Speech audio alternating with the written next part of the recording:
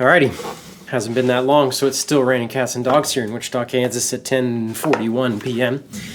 So I was gonna make this video on the a third home bass for the key of E. If you've been following along with the other acoustic guitar lesson classes that I put on, that I did earlier for the spring, for the class we did here at church. There's two other home basses. I'll recap them in the previous video, but here's where I'm getting to now. So here's how it can sound. There's some beautiful stuff going on. I'll play that same progression that I started with on the other one. I think it's from the Great I Am beginning maybe, but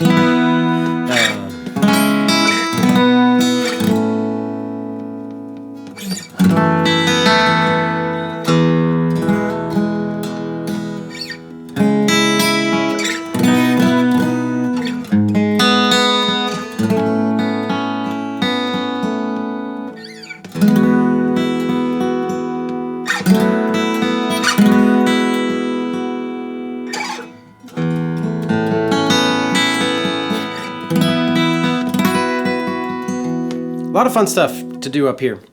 So I'll just show, this is going to be basic for a lot of people, so that's great. But maybe you'll pick up something that you didn't see before. It happens to me all the time, because I'm just not all that smart.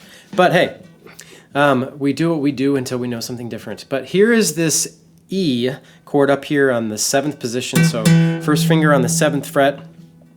And I've got, basically where I want to hang out is I want that power chord shape that you have the first finger on the A string. Well, in this case, it's on the A string. This group of 3 fingers is the power chord shape on the guitar. You can do them down there. You can do it up here. Once you start getting to pinky and the B string is tuned half a step lower, so you can't do this anymore. You got to shift that pinky up. But there's still power chords up there as well. But anyway, so if you have this shape here, that's a power chord. I've got it on the E on the A string, which would be 7th fret of the A string. I've got 9th fret of the A string on my pinky or ring finger, pinky right underneath it on the G string at the same 9th fret. Now that's the power chord there. Where I want my middle finger hanging out is my pinky finger would be right here on the G string. I want my, did I say pinky finger? Pinky finger right there. I want my middle finger down, hanging out right there on the, what would be the 8th fret. So I've got this power chord with nothing, and I'm going to put my pinky, or my middle finger right there, right on the same string as the ring finger, or pinky finger, sorry. So I can do this E7, because that's a common thing you're going to do. Okay, so you can play there. Now the 2 other major chords here, I'm just going to make the B the next. So if you do that, lift up that pinky finger, lift up your first finger, and go down to the 7th fret of the E string. But you're going to have to mute this guy, the A string. Mute that. That's a B. Now you could take that power chord shape and do it here and keep the pinky, or keep the middle finger. But and you can do that down here too, so that's that. But I don't generally do that. I think you get a nice full sound without it. And I think without complicating the waters too much down low, I think it gives it a lot of headroom or space. I just feel like it's a little more open. And then if you scoot that down, again, I'm muting that A string. If you scoot that down 2 frets, you're at the A. Now you can't suspend the A. I mean, you can, you just wouldn't be in the key of E diatonically anymore. You're technically, you could hit this like a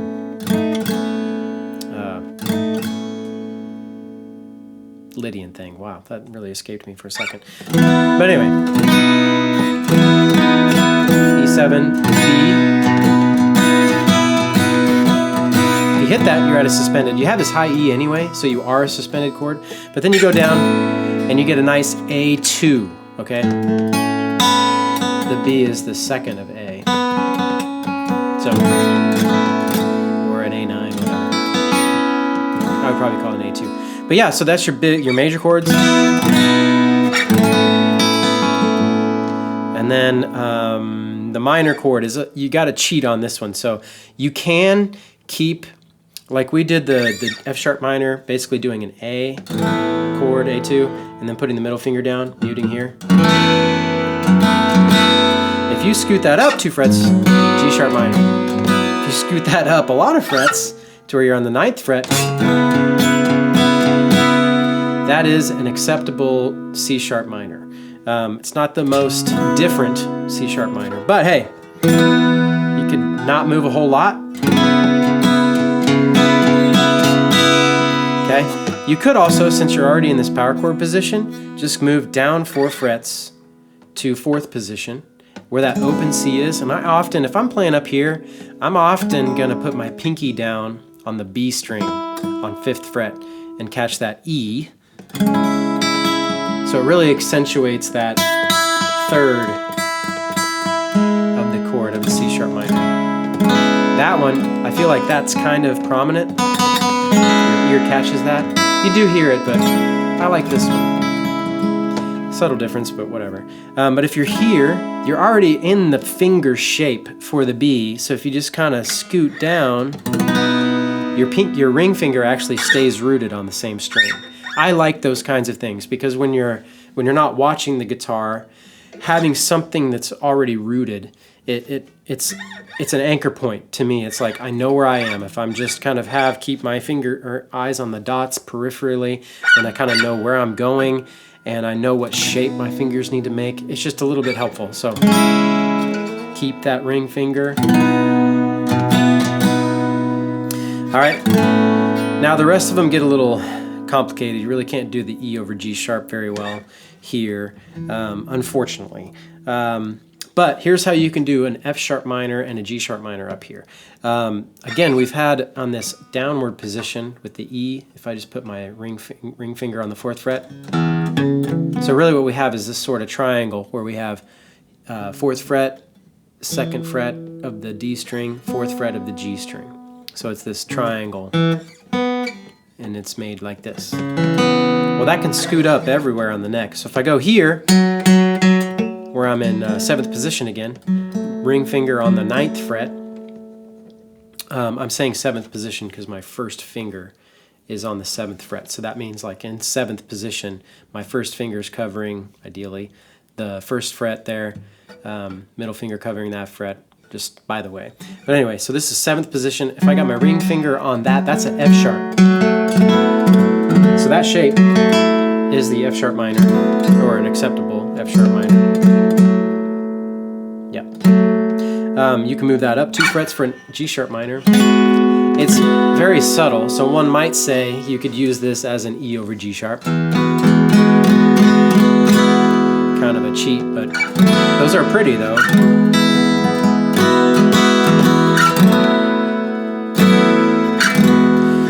Again, so you can do your A a couple of different ways here. You can just lift your first finger from the E, and you have an A, A2 kinda. You can do an A by, if you lift off your ring finger and put your first finger down on the 7th fret of the D string. You can do that too. I like to do this one a lot because then I can kind of play with notes up here. That sounds pretty to me. And if you bar without covering the low E string, this is kind of a nice sound. I'm barring all the way up here too. Very nice. Okay, so we have E, E7, we have B, A, we have C sharp minor, which you can kind of get to A pretty easily, or B, back to E, F sharp minor, G sharp minor.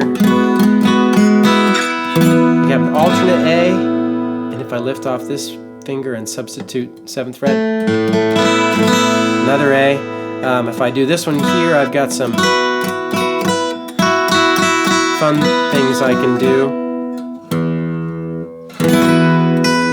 That's an E2. So a lot of good things there. I would also, I'm going to take this a little extra mile here and go to our kind of our triads, the triads videos that I was hearkening back to. The triad videos that I just completed there.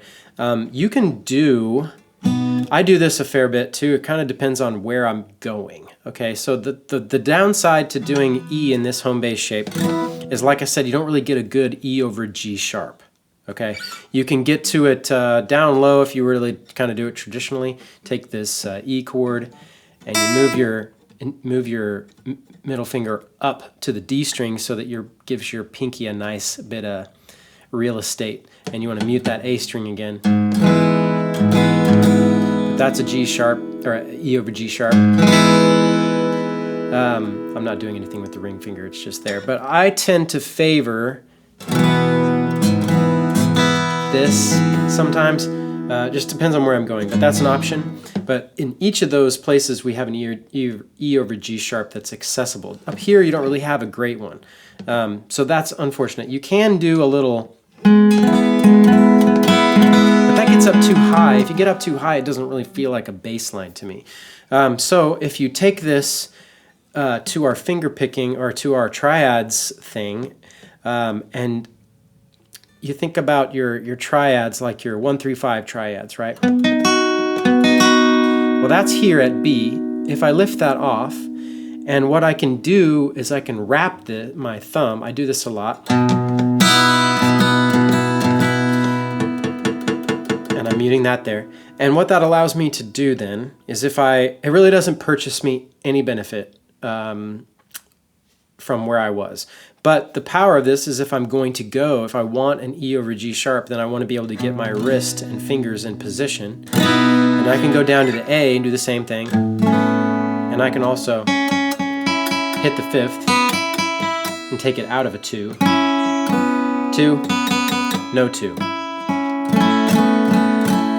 Sounds better with the 2, it's really pretty. But from here, I can go to a 3, 1, 5 triad, an E. So my E is right here on the middle finger, which means that this would be a G sharp in the ring finger. Wow. And a B on my first finger. So that's a 3, 1, 5 triad on the D, G, B strings. But if I put my thumb on a bass line here, I have an E over G sharp. Now, I can, and I often do, at the risk of sounding a little bit like a G sharp minor, I can lift off my pinky finger, and I have the G sharp and I have the B on 6th fret of the D string and 4th fret of the G string. D string, G string. I purchased 2 open strings up there. Now I really have to be crafty to mute the A. If I don't, it sounds horrible. Oh, it stands out like a sore thumb. Because a fretted note next close in the same pitch range as an open note, the open note's always going to have better sustain.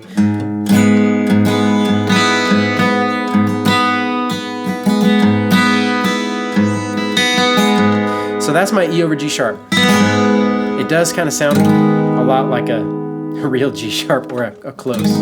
But that's your 5th of the G sharp, and that kind of makes it what it is, which would be your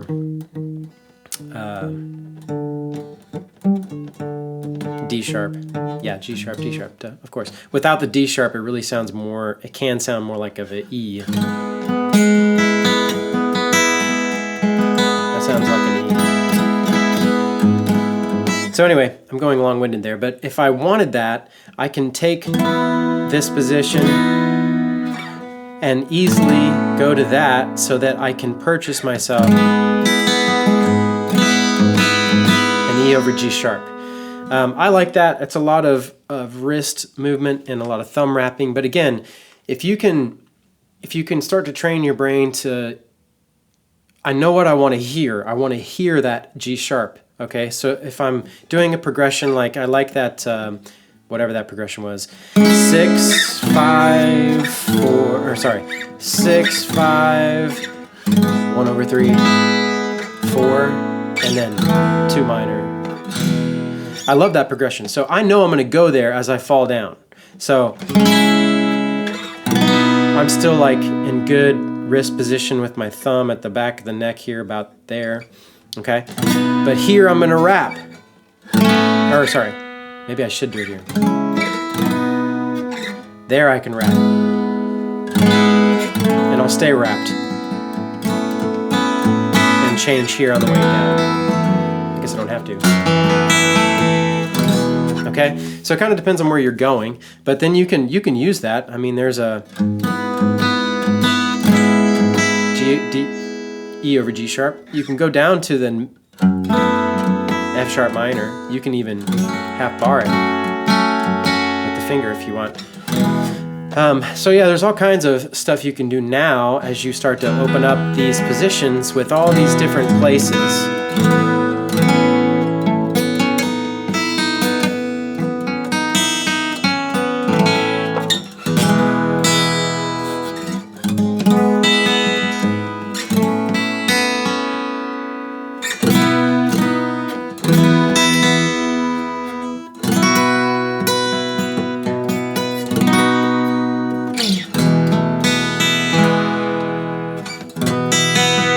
Yeah, a lot of good things you can do. So you're now moving all around the neck, and that's really helpful. Makes you look really cool too if you're showing off for your friends. But yeah, it starts to open up new positions, and if you start getting used to some of these shapes, they do appear in other keys. It's just a matter of location, location, location. So hopefully that's helpful. Happy practicing and enjoy.